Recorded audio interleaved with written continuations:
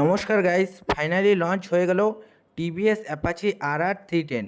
Company এখানে নতুন features add করেছে, যেমন কি ক্রুজ কন্ট্রোল, টিপিএমএস, কুইক শিফটার, আরও অনেক ফিচার্স পাবে। সেগুলো সম্পর্কে আজকে ডিটেলসে শেয়ার করব।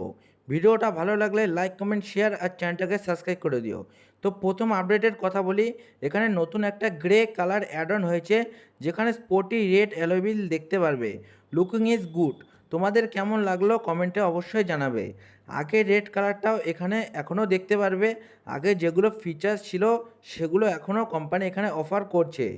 আর ফার্স্ট ইন সেগমেন্ট এখানে উইংলিক দেখতে পারবে বেটার এরোডাইনামিকের জন্য।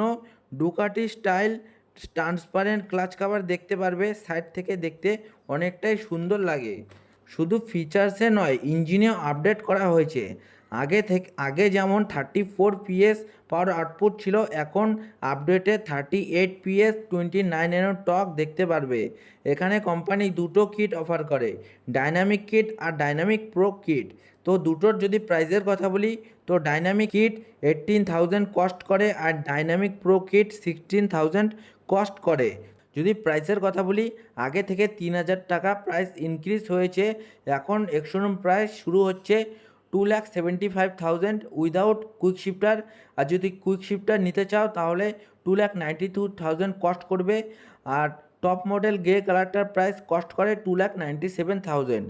এটা যদি ডিটেল রিভিউ দেখতে চাও তাহলে চ্যানেলটাকে অবশ্যই সাবস্ক্রাইব করো। শোরুমে এসে গেলে তোমাদের সাথে ভিডিওটা শেয়ার করব। দেখা হচ্ছে নেক্সট ভিডিওতে।